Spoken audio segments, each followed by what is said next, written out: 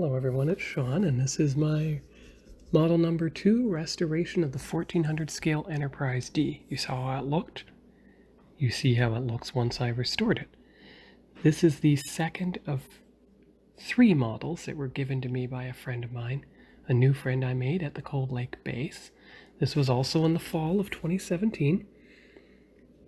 And I started with painting the impulse engines, and then I started applying some, I think it was Folk Art Silver Anniversary to the hull of the ship, but I started underneath so I could get the painting right.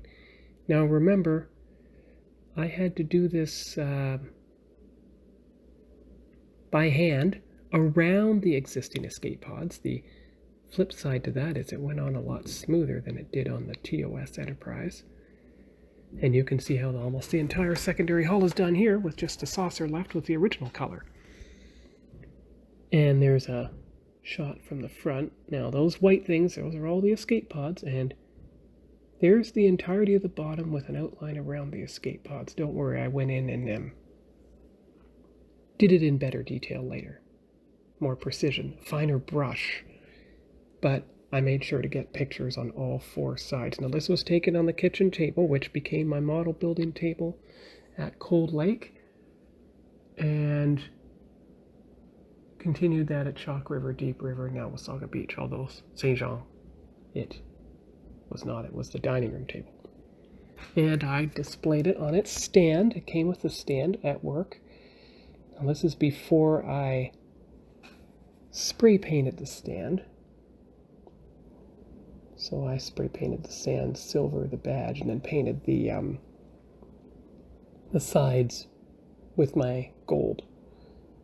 And of course there I applied the new decals. You see how they were black instead of gray. And then I started the top of the hull.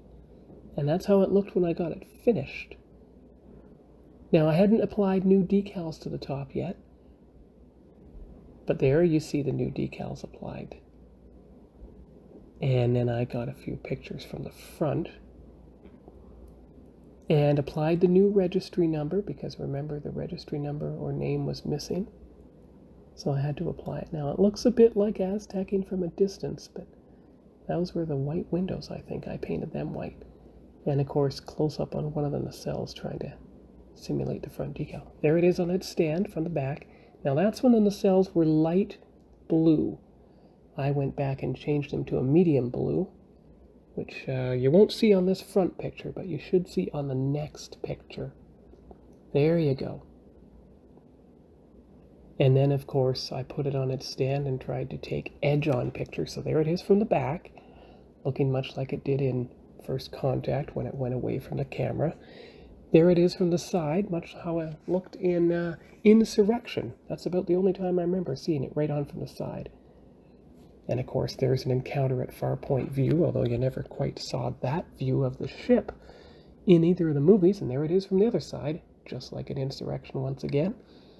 And of course I got some top side views, so here's the one from the starboard top. And the next picture should be the one from the port side top. There you go. And you can see the nice medium blue on the nacelles, which is about the same color as I get from the French blue Tamiya spray paint, and I made sure to go down the center of the nacelle with the silver, and tried to fill in as best I could the black in the front. Painting around the existing pennants, of course. You don't want to have to pay some penance by messing up the pennants. Ha ha ha. And of course here you see the starboard side where I did the same thing. And a bit of a angled view there, so it should work out just fine. Yeah, pretty good. And there's another top side view, a bit more light this time. The other one was in shadow. And then once I got to Quebec, well, I put it on the top shelf of my new model display shelf that a friend built for me. And then of course also in Quebec I had to do some touch-ups, so I set it on the table on its stand, and that was the best way. And you can see the Enterprise D in the background. You see the Enterprise C just beyond the saucer. You can see that my dining room table became the model workbench. And there it is underneath, almost like what you would have seen in First Contact. And then you can see some of the pictures in the back, autographs of me and William Shatner and everything. And then, of course, I had to apply new pennants. I think that's what I had to do on the secondary hull. So there's the starboard side, there's the port side. So that's the end of this video. Hope you enjoyed model number 2. Bye-bye.